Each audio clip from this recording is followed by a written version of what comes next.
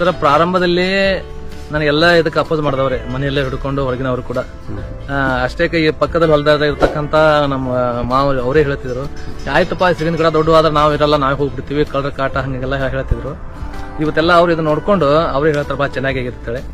ಆಮೇಲೆ ಈಗ ನನ್ನ ಧರ್ಮಪತ್ನಿ ಸುನೀತಾ, ಆಮೇಲೆ ನಮ್ಮ ಹಳೆಯ ಸಮಾಧಾನ ಅಂತೇಳಿ, ಇವ್ರು ಯಾವತ್ತು ನನಗೆ ಈಗ ಇತ್ತಿತ್ತಲಾಗಿ ಬಹಳ ಸಪೋರ್ಟ್ ಮಾಡ್ತಾ ಇದ್ದಾರೆ. ಇದು ನೋಡಿ ಬಹಳ ಖುಷಿ ಒಳಗದಾರೆ, ಸಂತೋಷ ಪಟ್ಟಿದ್ದಾರೆ. ಅವರೆಲ್ಲ ಇದಕ್ಕೆ ನನಗೆ ನಾ ಇರಲ್ಲ ಟೈಮ್ನಾಗ ಅವರೇ ಮೇಂಟೈನ್ ಮಾಡ್ಕೊಂಡು ಹೋಗ್ತಾರೆ. ಸರ್ ನಾನು ಭೂಮಿ ಮೇಲೆ ಬಹಳಷ್ಟು ನನಗೆ ಪ್ರೀತಿ ಇದೆ. ಭೂಮಿ ಅಂದ್ರೆ ನನಗೆ ಬಹಳ ಇಷ್ಟ. ನಾನು ರಾತ್ರಿ ಹಗಲ ಅನ್ನೋದೇ ಇದರಲ್ಲಿ ದುಡಿಯುವಂತ ಮನುಷ್ಯ. ಭೂಮಿ ಇರ್ಲಿಕ್ಕಂದ್ರೆ ನನಗೆ ನಡೀದಿಲ್ಲ. ಸೊ ಆ ಒಂದು ಉದ್ದೇಶದಿಂದ ನಿಮಗೆ ಈಗ ಒಂದು ಭೂಮಿ ನಾನು ತಗೊಂಡ್ಮೇಲೆ ನಾನು ಇನ್ನು ಬೋರ್ ಹಾಕಿದ್ರೆ ಏನಿದ್ದಿಲ್ಲ, ಆವಾಗಲೇ ನಾನು ಟ್ರೆಂಚ್ ಹೊಡಿಸಿದೆ ಸರ್. ಎಲ್ಲರೂ ಅಂದ್ರು ನೀರಾದ್ಮೇಲೆ ಎಲ್ಲ ಮಾಡ್ತಾರಪ್ಪ, ನೀವು ಮುಂಚೆನೆ ಮಾಡಾಕತ್ತಿಲ್ಲ ಅಂತೇಳಿ. ಇಲ್ಲ, ಇದನ್ನ ಮಾಡಿನ ಅಂದ್ರೆ ನೀರು ಆಗ್ತದ ಅಂತ ಹೇಳಿ ಆಮೇಲೆ ಟ್ರೆಂಚ್ ಹೊಡಿಸಿ ಅದಕ್ಕೆ ಎಲ್ಲ ರೆಡಿ ಮಾಡ್ಕೊಂಡೆ. ಆಮೇಲೆ ಬೋರ್ ಹಾಕಿದ್ರೆ ನೀರಾತು. ಆಮೇಲೆ ಈ ಗಿಡ ಗಂಟೆ ವಿಚಾರನ ಮಾಡಿದೆ ಸರ್. ನಮಸ್ಕಾರ ಸರ್, ನಾನು ಅನಿಲ್ ಕುಮಾರ್ ಜಿಂಬ್ಳೂರ್ ರಾಠೋಡ್. ಬಸವನಬಾಗೇಡು ತಾಲೂಕಿನ ಈ ಬಳ್ಳಾವರ ಗ್ರಾಮದಲ್ಲಿ ನಾವು 1.5 ಎಕರೆ ಒಂದು ಜಮೀನಲ್ಲಿ ಇವತ್ತು ಅರಣ್ಯ ಆಧಾರಿತ ತೋಟಗಾರಿಯ ಒಂದು ಸಮಗ್ರ ಒಂದು ಬೇಸಾಯ ಕ್ರಮವನ್ನು 1.5 ಎಕರೆಯಲ್ಲೇ ಮಾಡಿದ್ದೇನೆ ಸರ್ ನಾನು. ಇದು ಒಂದು ಉತ್ತಮ ನಿರ್ದೇಶನ ಕೃಷಿಗೆ ಅಂತ ಹೇಳ್ಬಹುದು. ಎಲ್ಲರೂ ಕೂಡ ಮಾಡಬಹುದು. ಯಾಕೆ ಸರ್, ಬಹಳಷ್ಟು ಜನ ಹೆಚ್ಚಿಗೆ ಭೂಮಿ ಇದ್ರೂ ಕೂಡ ಮನಸ್ಸು ಮಾಡಲ್ಲ. ಯಾಕೆ ಮಾಡಲ್ಲ ಅಂತಂದ್ರೆ ಇದು ಗಿಡ ಬೆಳೆಸಿವಿ, ಯಾವಾಗ ಬರುತ್ತೆ ರೇಟು ಏನು ಅಂತ ಹೇಳಿ ಒಂದು ಅವರಲ್ಲಿ ಒಂದು ಇದ್ರ ಬಗ್ಗೆ ಅಷ್ಟು ನಾಲೆಜ್ ಇರುವುದಿಲ್ಲ. ಅದಕ್ಕೆ ಉತ್ತಮ ಒಂದು ನಾಲೆಜ್ ಅನ್ನು ಪಡ್ಕೊಂಡು ಗಿಡ ಮರವನ್ನ ಬೆಳೆಸೋದ್ರಿಂದ ಈ ಗಿಡ ನೋಡಿ ನಮ್ದು ಏನಾಗ್ತದೆ, ಇಷ್ಟು ಎತ್ತರ ಬೆಳೆದಲ್ಲ, ಅದು ಇಷ್ಟು ನೆಳ ಬೀಳ್ತದ, ಭೂಮಿ ಬೆಳೆಯಲ್ಲ ಅಂತ ಹೇಳಿ ಒಂದು ಜನರಲ್ಲಿ ಒಂದು ತಪ್ಪು ಕಲ್ಪನೆ ಇರ್ತದೆ. ಅದಕ್ಕೆ ನಾವು ಏನ್ ಮಾಡಬೇಕು, ಇಷ್ಟೆಲ್ಲ ಎತ್ತರ ಗಿಡ ಬೆಳೆದಂದ್ರೆ ಅದಷ್ಟು ಅದ್ರ ಹಣನೇ ಇದೆ ಸರ್ ಅದಲ್ಲಿ. ಈಗ ಶ್ರೀಗಂಧದ ಆದ್ರೆ ಒಂದು ಗಿಡದಲ್ಲಿ ಬೆಳೀತಂದ್ರೆ ಅದು ನಮಗೊಂದು 15 ವರ್ಷಕ್ಕೆ 1 ಲಕ್ಷ ರೂಪಾಯಿ ಆಗುತ್ತೆ. ಈ ಮಾಗಿನ ಗಿಡ ಬೆಳೆಸಿದೇವೆ ಅಂದ್ರೆ ಒಂದು 20 ಸಾವಿರ ತರ ಒಂದು ಗಿಡದಲ್ಲಿ ಬರುತ್ತೆ ಸರ್ ನಮಗೆ. ಹೀಗಾಗಿ ಈ ಅರಣ್ಯ ಕೃಷಿಯನ್ನ ಮಾಡೋದ್ರಿಂದ ಒಂದು ಡಿಪಾಸಿಟ್ ಸರ್ ಬರುವಂತ ದಿನಮಾನದಲ್ಲಿ ನಾವು ಒಂದು ಪಾಲಿಸಿ ಮಾಡಿವಂತ ಅರ್ಥ. ಅದು ಲೇಬರ್ ಪ್ರಾಬ್ಲಮ್ ಅಂತೀರಿ. ಲೇಬರ್ ಪ್ರಾಬ್ಲಮ್ ಸಂಬಂಧ ನೀವು ಕೃಷಿ ಯಂತ್ರೋಪಕರಣಗಳನ್ನ ಯಾವ ಇಲ್ಲಿ ಉಪಯೋಗ ಮಾಡ್ತೀರಿ ತಮ್ಮ ಹೊಲಕ್ಕೆ? ಸರ್ ನಾವು ಕೃಷಿ ಅಂತಂದ್ರೆ ಇಲ್ಲಿ ನಾವು ಕಳೆ ನಾಶಕವಾಗಿ ನಮ್ಮ ಟಿಲ್ಲರ್ ಮಷಿನ್ ಇದೆ ಸರ್. ಅದನ್ನ ನಾವೇನ್ ಮಾಡೋದು, ನಾವೇ ನಡೆಸ್ತೀವಿ.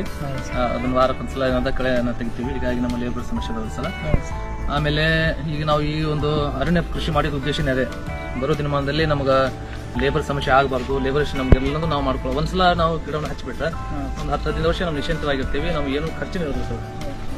ಇದೇನು ದ್ರಾಕ್ಷಿ ಅದ, ನಮ್ಗೆ ಇದರಲ್ಲಿ ಇಳುವರಿ ಕಡಿಮೆ ಆಯ್ತು, ರೇಟ್ ಕಡಿಮೆ ಆದ್ರೂ ಕೂಡ ಅದ್ರ ರೇಟ್ ನಾವು ಹೆಚ್ಚಾಕೋತ ಹೋಗ್ತಾರೆ. ಇದನ್ನದಾಯ್ತು, ಆಮೇಲೆ ಮಹಾಗನಿ ಗಿಡದ್ದು. ಆಮೇಲೆ ಈಗ ಅದನ್ನ ಹೇಳ್ದಂಗ ಇನ್ನು 4 ವರ್ಷಕ್ಕೆ ಅದಾಗುವ ಕಾಯಿಗೂ ಒಂದು ವರ್ಷಕ್ಕೆ ಒಂದು 50,000 ರೂಪಾಯಿ ಆದಾಯ ಬರುತ್ತೆ ಸರ್. ಆಮೇಲೆ ಕಾರ್ಬನ್ ಕ್ರೆಡಿಟ್ ಅದೊಂದು 50,000 ಬರುತ್ತೆ. ಒಂದು 1.5 ಎಕರೆಯಲ್ಲಿ 1 ಲಕ್ಷ ರೂಪಾಯಿ ನಮ್ಗೆ ಈ ರೀತಿ ಆದಾಯ ಬರುತ್ತೆ. ನಮ್ಮ ಇದರಲ್ಲಿ ಒಂದು 50,000 ರೂಪಾಯಿ ನಮ್ ದ್ರಾಕ್ಷಿ ಕಡಿಮೆ ಆದಾಯ ಬಂದ್ರು ಏನು ಚಿಂತೆ ಅಲ್ಲ. ಈಗ 1.5 ಎಕರೆಯಲ್ಲಿ 1 ವರ್ಷಕ್ಕೆ ನಾವು ಮಿನಿಮಮ್ ಒಂದು ಎವರೇಜ್ ಆಗಿ ನೋಡಿದಾಗ ಒಂದು 3 ಲಕ್ಷ ಈ ದ್ರಾಕ್ಷಿ ಬರ್ತದೆ. ಇದು ಮಿನಿಮಮ್ ಸರ್. ಹೆಂಗ್ ನಾವು ಚೆನ್ನಾಗಿ ಬೆಳೆದೇವಿ ಅಂತಂದ್ರೆ ಇದು ನಾವು 5-6 ಲಕ್ಷ ಟನ್ ಆಗ್ತದೆ.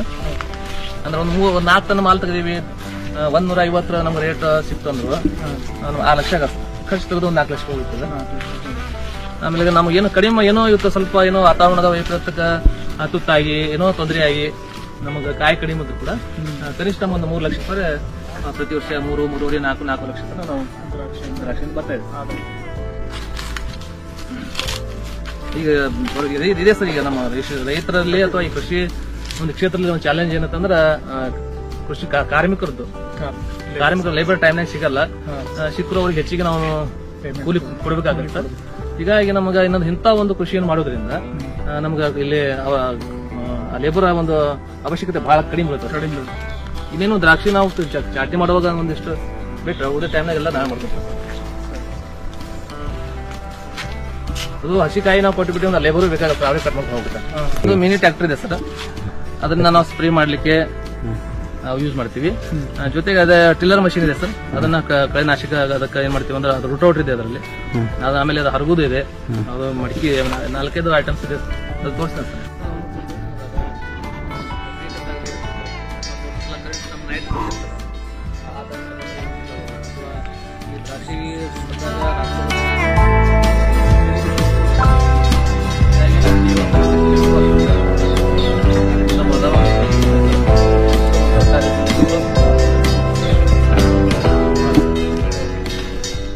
ಎಷ್ಟು ನೀರು ಸಂಗ್ರಹಣೆ ಆಗ್ತದೆ ಸರ್? ಅಂದಾಗಿ ಒಂದು ನಮ್ಮ ಕರೆಂಟ್ ಸ್ಟಾರ್ಟ್ ಆಗಿಂದ ಒಂದು 10 ತಾಸು ನೀರು ಸಿಗ್ತದೆ ಇದು.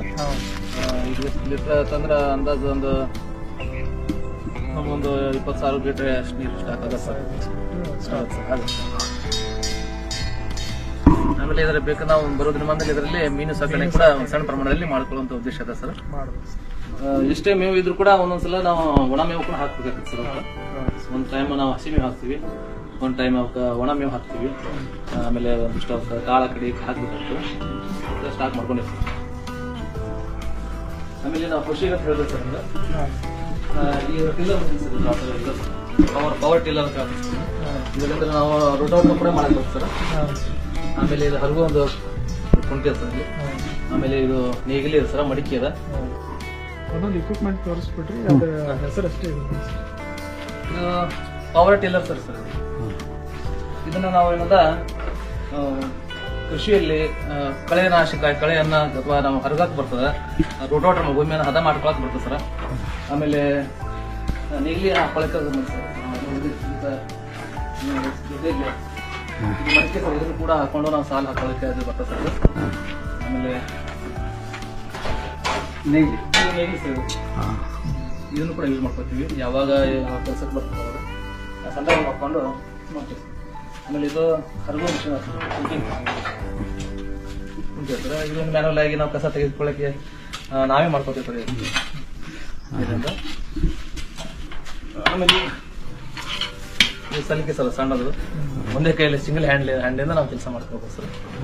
ಇವೆಲ್ಲ ನಾವು ಪಕ್ಷಿ ಬಳಕೆ ಮಾಡ್ಕೊಂಡು ಆದಷ್ಟು ಕಾರ್ಮಿಕ ರಹಿತ ಲೇಬರ್ ಲೆಸ್ ಕೆಲಸ ಮಾಡ್ಕೋಬೇಕು.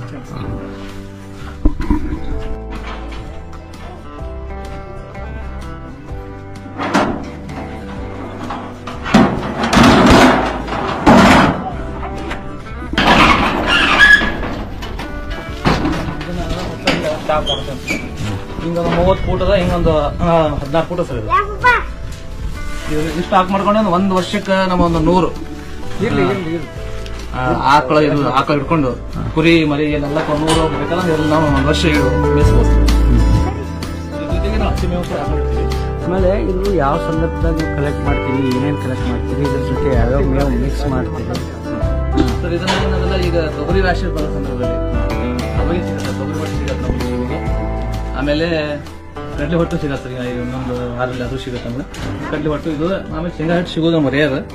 ಆದ್ರೆ ಇದಷ್ಟು ಮಿಕ್ಸ್ ಮಾಡ್ಕೊಂಡು ಜೊತೆಗೆ ಹಸಿ ಮೇವು ಕೂಡ ಒಂದು ಹಾಕ್ತೀವಿ ಸರ್ ನಾವು. ಆಮೇಲೆ ಯಾವ ಪ್ರಮಾಣದಲ್ಲಿ ನೀವು ಹಾಕ್ತೀರಿ? ಇದು ಡ್ರೈ ಇರ್ತೈತಿ ಹಸಿ ಮೇವ, ಏನ್ ಎರಡು ಮಿಕ್ಸ್ ಮಾಡಿ ಹಾಕ್ತಿರೋ ಅಥವಾ ಅದು ಒಂದು ಟೈಮ್ ಇದೊಂದು ಟೈಮ್? ಇದೊಂದು ಟೈಮ್ ಅದೊಂದು ಟೈಮ್ ಹಾಕ್ತೀವಿ ಸರ್. ಅವೆಷ್ಟು ತಿಂತಾವ ನೋಡ್ಕೊಂಡು ಹಾಕ್ತೀವಿ ಸರ್. ಅವೆಷ್ಟು ತಿಂತಾವ ಅದ್ರ ಮೇಲೆ ಹಾಕ್ತೀವಿ. ಇದು ನಮ್ದು ಪಕ್ಕ ಪೂರಾ ಒಂದೇ ರೀತಿ ಒಂದು ಒಳಗಡೆನೆ ಅಂತಲ್ಲ, ಒಂದ್ಸಲ ನಾವು ಹೊರಗೂ ಕೂಡ ಬಿಡ್ತೀವಿ ಸರ್. ಅವ್ರು ಬಿಡ್ತೀವಿ, ಅದಕ್ಕೆ ಎಷ್ಟು ಬೇಕು ಆ ಸಮಯ ನೋಡ್ಕೊಂಡು ಹಾಕ್ತೀವಿ ಸರ್. ಇದು ಶೈಲೇಶ್ ಸರ್, ಇದು ಏನದ ರಸಮೇವು ಅಂತ ಹೇಳಿ ನಾವು ಒಂದ್ಸಲ ಏನ್ ಮಾಡ್ತೀವಿ ಅಂತಂದ್ರೆ ಹಸಿ ಮೇವು ಇದ್ದಾಗ ಅದನ್ನ ಕತ್ತರಿಸಿ ಇದರಲ್ಲಿ ತುಂಬಿಡ್ತೀವಿ ಸರ್.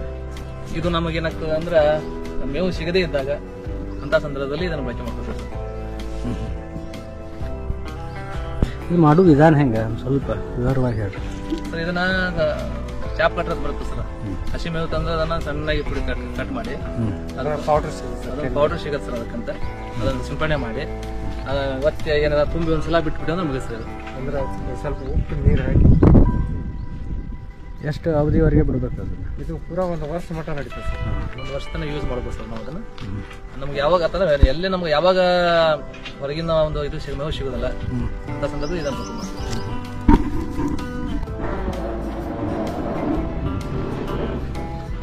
ಇದು ನಮ್ಮ ಆಕಳು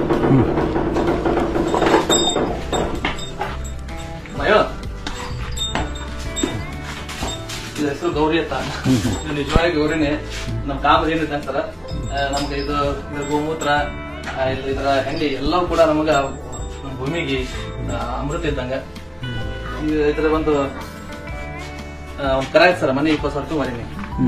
ಎಷ್ಟು ಒಂದು 9 ತಿಂಗಳ ಕರ. ಮತ್ತೆ ಈಗ 5 ತಿಂಗಳ ಬಟ್ಟೆ ಕಬ್ಬಿದೆ ಸರ್. ದಿನಕ್ಕ ಬೆಳಗ್ಗೆ 3 ಲೀಟರ್, ಸಾಯಂಕಾಲ 2 ಲೀಟರ್ ಹಾಲು ಇರ್ತದೆ. ನಮ್ಮ ಮನೆಗೆ ಹಾಲು ಆಗ್ತದೆ. ಆಮೇಲೆ ಇದರ ಗೋಮೂತ್ರ ಹರಿದು ಬರ್ತದೆ ಸರ್. ಇಲ್ಲಿ ಬಂದು ಇಲ್ಲಿ ಸ್ಟಾಕ್ ಮಾಡ್ಕೊತೀನಿ ಸರ್. ಓಕೆ ಹಿಂಗೆ ಬರುತ್ತೆ ಸರ್. ಅದು ಇಲ್ಲಿ ಸ್ಟಾಕ್ ಮಾಡ್ಕೊಂಡಿರ್ತೀವಿ ಸರ್.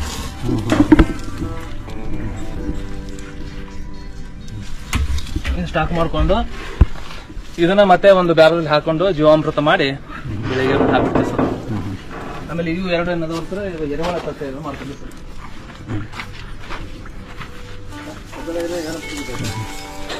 ಎರೆಹುಳ ತೋಟ ಸರ್. ಈ ಗೊಬ್ಬರ ಕೂಡ ನಮ್ಮ ಭೂಮಿಗೆ ಯಾವಾಗ ಬೇಕು ಆ ಸಂದರ್ಭ ತಗೊಂಡು ಬೆಳೆಗೆ ಹಾಕ್ತಿರ್ತೀವಿ. ಇದ್ರ ಮ್ಯಾಲೆ ಏನು ಇದ್ರ ಮ್ಯಾಲೆ ಕುಡಿದ ಸರ್.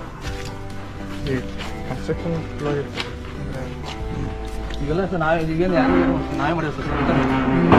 ವೆಲ್ಡಿಂಗ್ ಹಿಡಿದು ನಾವು ನಮ್ಮ ಹಳೆಯ ಸಹಾಯ ತಗೊಂಡು ಎಲ್ಲ ನಾವೇ ಮಾಡಿದ್ವಿ ಸರ್. ಬಸ್ ಇದು ಆಡಿನ ಮನೆ.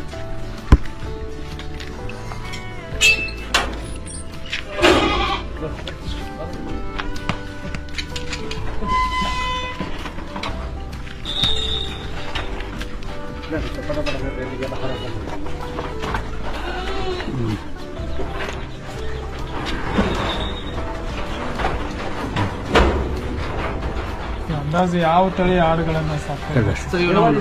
ಲೋಕಲ್ ಇದಾವೆ ಸರ್. ನಮ್ಮ ಸ್ಥಳೀಯವಾಗಿ ಚೆನ್ನಾಗಿರುತ್ತದೆ. ಒಂದ್ಸಲಕ್ಕೆ 2 ಮರಿ ಹಾಕ್ತಾವ್ರಿ.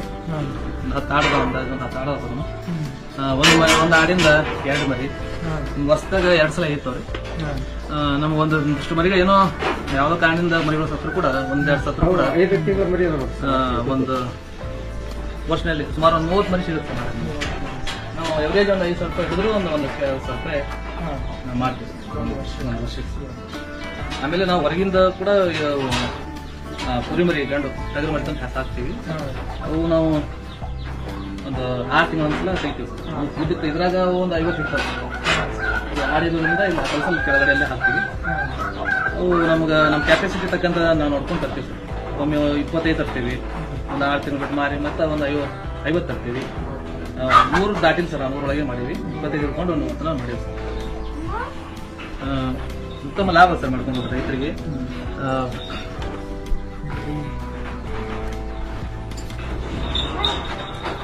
ಇದು ನೋಡಿ ಸರ್, ಇದು ಹೋಲ್ಸಲ ಒಂದೇ ವರ್ಷ ಆಯ್ತು ಇದಕ್ಕೆ. ಅದರಷ್ಟೇ ಮರಿ ಇತ್ತು ತಂದಾಗ. ಈಗ ಅದು ಇನ್ನೊಂದು ಮರಿ ಹಾಕಿದೆ. ಎರಡು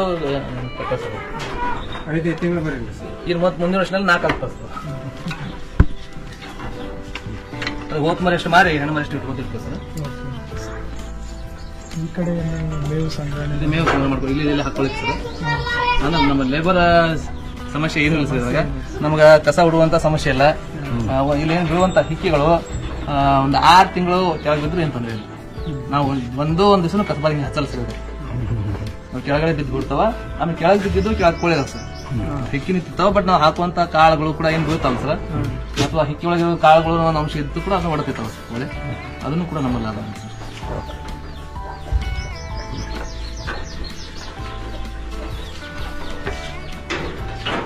ಏನು ಹಾಕ್ಬಿಟ್ಟು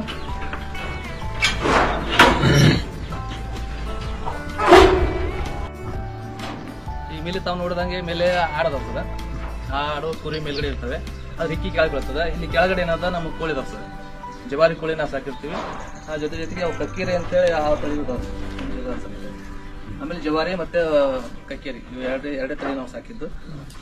ನಮ್ಮ ಮನೆಗೆ ಬೇಕಾಗುವಷ್ಟ ತತ್ತಿನ ಸಿಗತ್ತೆ ಸರ್. ಆಮೇಲೆ ಹೆಚ್ಚಿಗೆ ಇದು ಮಾರ್ತೀವಿ ಸರ್ ನಾವು. ಜವಾರಿ ತತ್ತಿ ಅನ್ನೋದ್ರಿಂದ 8-10 ರೂಪಾಯಿ ಒಂದು ತಗೋತಾರೆ ಸರ್. ಆಮೇಲೆ ಈ ಗುಂಡು ಕೂಡ ಮಾರ್ತೀವಿ.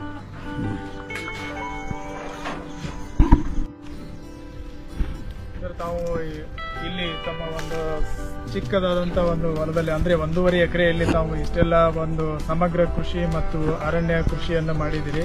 ಮತ್ತೆ ಇಷ್ಟೆಲ್ಲ ಮಾಡಿ ತಾವು ಸಕ್ಸಸ್ ಆಗ್ತಾ ಇದ್ದೀರಿ. ತಾವು ರೈತರಿಗೆ ಏನು ಸಂದೇಶ ಹೇಳ್ಬೇಕಂತ ಮಾಡಿದ್ರಿ? ಪ್ರಶ್ನೆ ಬಹಳ ಉತ್ತಮವಾಗಿದ್ದು. ಯಾಕಂದ್ರೆ ನಾವು ಇವತ್ತಿನ ದಿನಮಾನದಲ್ಲಿ ನಾವು ನಮಗಾಗಿ ಬದುಕುವಂತ ಒಂದು ವಾತಾವರಣ ನೋಡ್ತಾ ಇದ್ದೀವಿ ಸರ್. ಇವತ್ತಿನ ದಿನಮಾನದಲ್ಲಿ ನಾವು ಪ್ರತಿಯೊಬ್ಬರು ನಾವೇನು ವಿಚಾರ ಮಾಡ್ತೀವಿ ಅಂದ್ರೆ ನಮ್ಮದ ಸ್ವಾರ್ಥಕ್ಕಾಗಿ ವಿಚಾರ ಮಾಡ್ತಕ್ಕಂಥದ್ದು ನಾವು ನೋಡ್ತಾ ಇದ್ದೀವಿ. ಆದ್ರೆ ರೈತರಲ್ಲಿ ನನ್ನ ವಿನಂತಿ ಏನು ಅಂತಂದ್ರೆ ಅವ್ರಿಗೆ ನನ್ನ ಒಂದು ವಿಚಾರ ಏನು ಹೇಳಬೇಕಂದ್ರೆ, ಈಗ ನನ್ನಂಗ ಕಡಿಮೆ ಜಮೀನು ಇದ್ದು ಹೇಗೆ ನಮ್ಮ ಉತ್ತಮ ಬದುಕನ್ನು ಕಟ್ಕೋಬಹುದು ಅಲ್ಲಿಗೆ ನಾನು ಒಂದು ಪ್ರಯತ್ನ ಮಾಡ್ತಾ ಇದ್ದೇನೆ. ಈಗ ಈ ಹೊಲ ತಂದಲ್ಲಿ ಅದೊಂದು ಪ್ರಯೋಗಶಾಲೆ ಅದು. ಪ್ರತಿಯೊಂದು ಕ್ಷಣ ನಾವು ಲಾಭನೇ ಆಗ್ಬೇಕಂತ ಏನಿರೋದಿಲ್ಲ. ಕೆಲವೊಂದ್ಸಲ ನಾವು ನುಕ್ಸಾನ ಕೂಡ ಆಗ್ತಿರ್ತದೆ, ನಷ್ಟ ಕೂಡ ಆಗ್ತಿರ್ತದೆ. ಅದಾಗ ಕೂಡ ಅದರಲ್ಲೇ ನಾವು ಮುಂದಿನ ದಿನಮಾನದಲ್ಲಿ ಭವಿಷ್ಯವನ್ನ ನಾವು ಕಟ್ಕೋಬೇಕಾಗಿರ್ತದೆ. ಸೊ ಈಗ ಪ್ರತಿಯೊಬ್ಬ ರೈತ, ಕಡಿಮೆ ಭೂಮಿಯನ್ನು ಹೊಂದಿರುವಂತಹ ರೈತ ಕೂಡ ಇವತ್ತು ತಮ್ಮ ಒಂದು ಭವಿಷ್ಯವನ್ನು ಉತ್ತಮವಾಗಿ ಕಟ್ಕೊಳ್ಳಿಕ್ಕೆ ನಾನು ಮಾಡಿರುವಂತಹ ಒಂದು ಚಿಕ್ಕ ಪ್ರಯತ್ನ ಸರ್ ಇದು. ಅದು ಏನಂತಂದ್ರೆ, ನನ್ನಲ್ಲಿ ಒಂದು 10 ಆಡವ ಸರ್. ಒಂದು 10 ಆಡಿನಲ್ಲಿ ಒಂದು ವರ್ಷಕ್ಕೆ ನನಗೆ 1.5 ಲಕ್ಷ ರೂಪಾಯಿ ಆದಾಯ ಬರುತ್ತೆ ಸರ್. ಕಡಿಮೆ ಇದು, ಹೆಚ್ಚಿಗೆ ಹೇಳೋದಲ್ಲ, ಕಡಿಮೆ ಅಂದ್ರೆ ಒಂದು ನಮ್ಗೆ 1 ಲಕ್ಷ ರೂಪಾಯಿ ಆದಾಯ ಆಡ್ಲಿಂದ ಬರ್ತದೆ. ಕೋಳಿ ಸಾಕಣೆಯಿಂದ ನನಗೆ ಒಂದು 50,000 ರೂಪಾಯಿ ಬರ್ತದೆ ಸರ್. ಆಮೇಲೆ ನನ್ನ ದ್ರಾಕ್ಷಿಯಿಂದ ಒಂದು 3 ಲಕ್ಷ ಬರುತ್ತೆ ಸರ್. ಒಂದು 5 ಲಕ್ಷ ರೂಪಾಯಿ ಸರ್. ಇಷ್ಟು 1.5 ಎಕರೆ ಭೂಮಿಯಲ್ಲಿ ಇದು ನನ್ನ ಒಂದು ವರ್ಷದ ಆದಾಯ. ಅಂದ್ರೆ ನನ್ನ ತಿಂಗಳಿಗೆ 50,000 ರೂಪಾಯಿ ನನಗೆ ಪಗಾರ ಇದ್ದಂಗ ಸರ್. ಹಾಗೆ ಮುಂದಿನ ಭವಿಷ್ಯಕ್ಕೆ ನನಗೆ ಈ ಮಹಾಗನಿ ಗಿಡದಿಂದ 1.5 ಕೋಟಿ ಬರುತ್ತೆ ಅಂತ ಒಂದು ನಿರೀಕ್ಷೆ ಸರ್.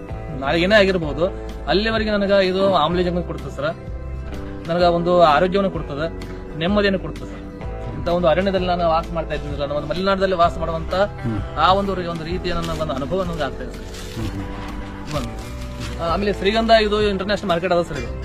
ಇದು ನಮಗ 10 ರಿಂದ 15 ವರ್ಷಕ್ಕೆ ಇದು ಕೋಟಿ ಆಗೋದ್ರಲ್ಲಿ ಏನು ಅನುಮಾನನೇ ಇಲ್ಲ. ಪ್ರತಿಯೊಬ್ಬ ರೈತನು ಕೂಡ ಇದನ್ನ ಮಾಡಬಹುದು ಸರ್.